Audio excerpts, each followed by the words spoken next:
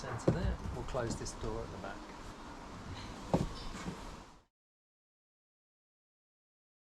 So when I built this smoker, I had a few modifications that I needed to make to it, and one of the main ones was the glass.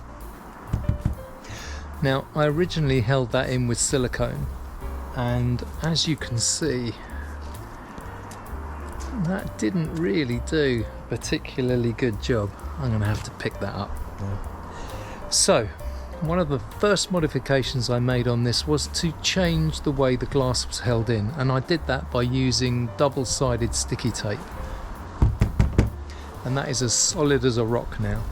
I backed it up over the top with some gaffer tape as well on the inside, so it's really secure and it's not going to come away when the box flexes a bit. The other modification that I have made to this Coldsmoker is the addition of a temperature gauge and a humidity meter. The actual sensor is positioned in the highest portion of the smoker, so that's going to be the hottest place, so it's the best place to have that sensor to pick up the temperature in the smoker. Now, you might argue the humidity meter isn't that important, but the temperature certainly is, so having it there is a really useful thing, especially on marginal days when you're going to be using external smoke source and you're not sure about the temperature that it's going to produce. You need to keep on top of the temperature, so you want to keep it below 30 degrees, ideally quite a bit less than that. I've also created this access flap at the rear of the smoker so I can access the racks in the lower parts. I'll talk a bit more about that later on. So I'm going to give you some hints and tips on how to get the best from your Coldsmoker. Some of those are going to be about just the basic use of it and moving food in and out, and I'm also going to give you some really useful hints and tips on how to control the temperature within the smoker. That's one of the main problems, especially when cold smoking, when it's in reasonably sort of temperate conditions like we've got here in the UK. So currently today is around about 21 degrees Celsius. Now we don't want to exceed 30 degrees Celsius in the Coldsmoker, so we've really only got 9 degrees extra to play with, and we're going to be using a remote smoke source which does generate a little bit of heat. So that is what I'm going to be talking to you about. So the traditional way of loading and unloading this Coldsmoker would have been by opening the lid from the top, exposing the racks, removing the top racks like this, and then to access the racks lower down in the smoker we would need to pull out the dowels like so. And because we've got 3 rows of these dowels, trying to get to the very lowest rack in the smoker can be a bit of a faff. So what I've done here in the back, you can see I've cut an access flap which opens and closes and is wide enough to allow me to take out those racks individually. So if you don't want that at the back, that's absolutely fine. If removing the dowels to access the racks lower down in the smoker isn't going to be a problem for you, then that's fine. To close the smoker, all I need to do is close the lid, and with these little duct tape tabs on the end, fold those down to secure the lid, and that's a nice interference fit right there. That's not going to come apart. We've got our access flap here, which is our sort of vent, and we'll keep that sort of like a quarter open whilst we're operating the smoker. One of the worries about operating a smoker of this nature in warm weather, and especially in direct sunlight, is that if this is in direct sunlight, it absorbs a huge amount of solar radiation and it will add a significant amount of heat to this box, which we don't want. So operating it in shade is always best. So if we look at this now, at the moment we've got 21.7 degrees in here. And when we're using our remote smoke source, that is going to add a little bit of extra heat into the smoker. But I'm not too concerned about that, and I'll tell you why. The reason I'm not that worried about this is because once we plug this into the smoker, we've got about 2 meters of pipe here. Now this will extend to 3 meters, and you'll see here when I pull this apart, you can see that extends. Now by making the smoke travel further through the pipe, we're allowing the heat that is inherent in the smoke after it's been produced by burning in this little incinerator to escape through the metal surface here. Now the smoke will have heat with it, it'll also have moisture with it as well. And as that travels through the pipe into the smoker, that heat will be radiated to atmosphere through here. Now the longer it has to travel, the greater amount of heat we can lose. If we have it quite close by and the smoke only travels a short distance, all that heat will actually be transferred into the smoker, and we don't want that. Okay, so we can actually extend this to allow for that heat to escape. Now, if that still proves too much heat into the cold smoker, if we still have, after doing all those things, too much heat going into the cold smoker, one additional thing we can do here is to get a couple of tea towels or kitchen cloth and wet them with cold water and lay them over here. Just the addition of some cold water on some cloths over this will absorb more heat, and as it heats up that water, it will absorb that energy that would otherwise have been transmitted into the cold smoker. So that's another thing that you can do if the heat is going to prove too much of a problem. So there's 2 great methods of losing heat from your smoke source to the smoker. There is a third, and I'll tell you that in a second. Okay, the third method that I have for removing heat from this cold smoker whilst it's in use is quite obvious, and it's basically by leaving the very top rack of this cold smoker vacant of any food and using it to place a cold object onto that top rack. Now essentially what that will do, the hot air will rise, hit that cold object, and it will cool the air. The air will then sink and it will set up inside here a circulation effect. Now obviously there's a lot of moisture in here as a result of the smoke being generated by the smoke generator. Part of the combustion process produces moisture as the wood chips decompose as a result of heat. Now that's something we can't avoid, that's always going to be present, and we need to be careful of that. So what I want to do is I want to put a tray like this in the top, put my cold object on here. Now that could be some ice blocks, it could be some of those freezer pack cooler blocks that you get to stick in your refrigerator to keep stuff cool when you're away camping.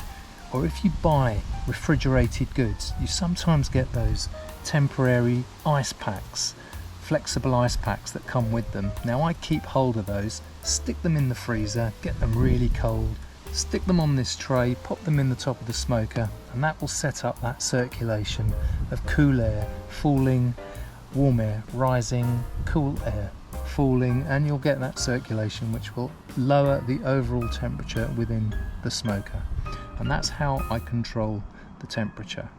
Now, I've said before that there is moisture in the combustion process, so if you have a cold object in the top, moisture is likely to condense onto it that's naturally present in the atmosphere within the cold smoker.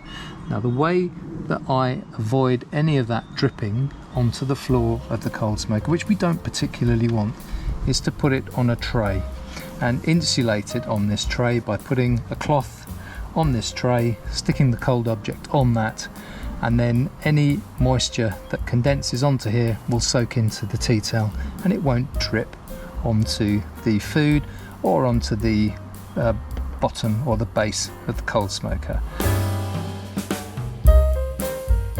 Right, first thing I need to do is to light my Coldsmoker. So let's get this all set up. Now I just want around about 4 hours of smoking in here. So I'm going to put about that amount of wood chips in. This whole thing will actually burn for around about 8 hours. Don't really want that. 4 hours is enough for what I'm doing here. And we'll light this.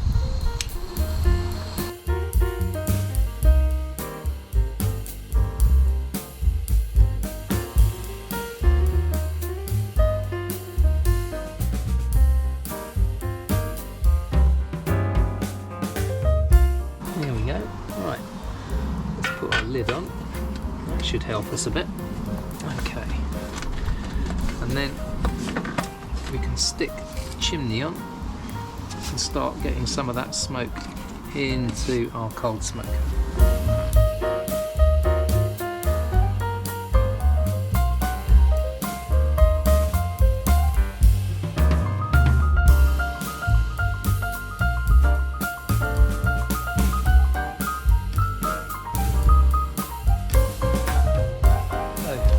I've got these ice blocks and they're sitting on an old tea towel. We'll get these in here and that should help with chilling the inside of this smoker down as I described earlier. Right, close that back up. Now there's one other thing that I can do to cool this down, and it is related to that big red ball up there. Yeah, you. And that is to put this thing in the shade, because I think that's going to cause us more problems irrespective of what we do by either lengthening the tube or putting ice inside the Coldsmoker. So let me do that and we'll have a look at the configuration and see how it's performing.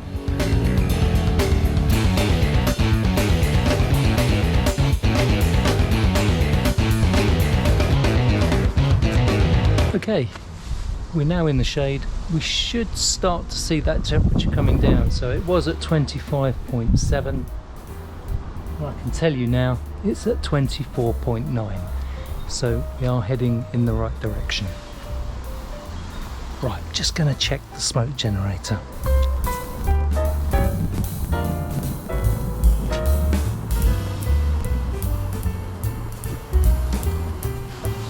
Right, that's come down even further now. That's 24.2 degrees.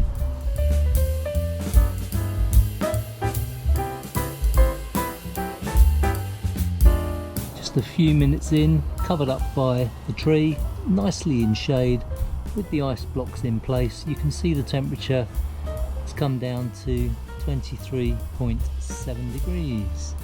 So I'm happy with this now. The smoke generator's working nicely. It's got a very light, cool smoke coming into the Coldsmoker, and this is going to be smoking for around about 4 hours.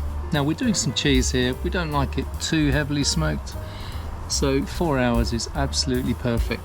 And just so as you know, we've got some camembert, some brie at the back there, 2 mature cheddar slabs, and in the front a little slice of Stilton.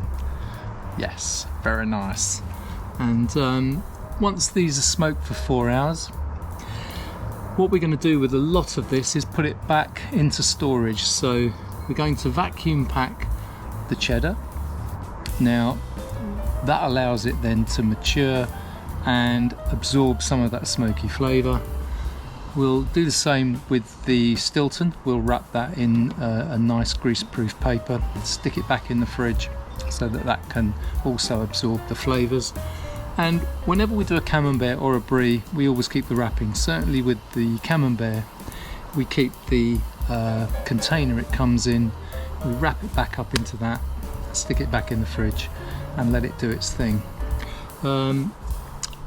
And The brie, pretty much the same. We just wrap that back up in its existing paper so that it has a little bit of time to absorb those smoky flavours. But personally for me, 4 hours for cheese is absolutely fine. It's about personal taste at the end of the day, and if you like your food a little bit heavier on the smoke side, leave it in a bit longer. It's fine. The reason I've got the umbrella out is very simply one of the guys who came on one of my food smoking courses built one of these, and to prevent the rain from damaging the box, he wanted to smoke outside in all weathers, and to prevent the rain damaging the box, he had a massive golf umbrella, and down one corner he gaffer taped a 2-inch waste pipe, which he just stuck the handle of the umbrella in whenever he wanted to smoke, and it was looking like rain. The beauty of that is obviously it worked for him, but also if it's sunny and you don't have any natural shade, well, there you go, there's your shade. So one of the really cool things about using one of these ProQ smoke generators, whether you use the ProQ smoke generator here or the Artisan, which is the big brother, one of the great things about this is that using these, they're very predictable about the amount of heat they give off, and they don't give off a great amount of heat, I can tell you that now. So if you know the ambient temperature outside and you know how much this adds, then you can predict your finished temperature inside the smoker quite accurately, and it will always give you an indication of whether or not it's possible to do cold smoking on a particular day. Now, having said that, if you are marginal or getting close to the upper limit, what you can do is you can add those ice blocks in the top to lower the temperature and give you a little bit more of a safety margin. But either way, very predictable and easy way of generating smoke without having to have the setup with the pipe and the remote smoke source. Well, there you go. Another option and another way of predictably judging how much heat you can have in one of these without going over the top. Do remember though, if you are using one of these in a cardboard smoker, just make absolutely sure it's sitting on a non-combustible base, like this metal tray for instance, because you don't want to come back to hot smoked cheese. It's certainly not a good look.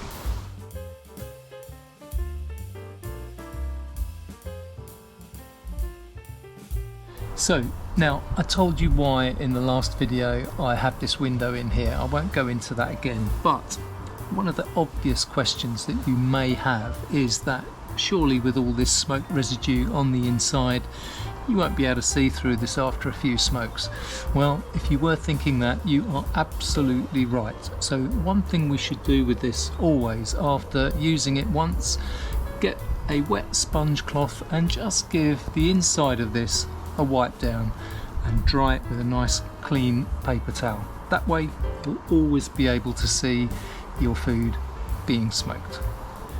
Now, I'm often asked, in a smoker of this size, does it matter if your food's on the bottom rack or the top rack? Is it going to make a great deal of difference? And I think if this was a big smoker, then the chances are the answer to that question would be yes, it would make a difference. But in a smoker of this size, I don't think it really makes a whole hill of beans where your food is in here, just so long as it's in the upper reaches of this smoker, because obviously warm smoke rises and that's where the majority of the smoke is going to be. So obviously you want your food to be with it. So put it in the upper parts of the smoker and you should be fine. But in a box this size, it doesn't really matter too much. So one thing that is concerning whenever you're smoking food is the humidity within the smoker. Now, when I first started this, it was about 48% relative humidity. Since we've been smoking now for a good few minutes, the humidity has gone up to 58%. So that's a significant increase. And the reason for that is because the actual smoke coming from that remote smoke source does actually have moisture with it. Now that's just a natural part of the combustion process. You're always going to get moisture coming through with smoke. It really doesn't matter how dry your wood chips are or how wet they are. That moisture will always be there, and it's a chemical process and part of the combustion process. So please don't give me any suggestions about drying out my chips. It won't make a hill of beans difference.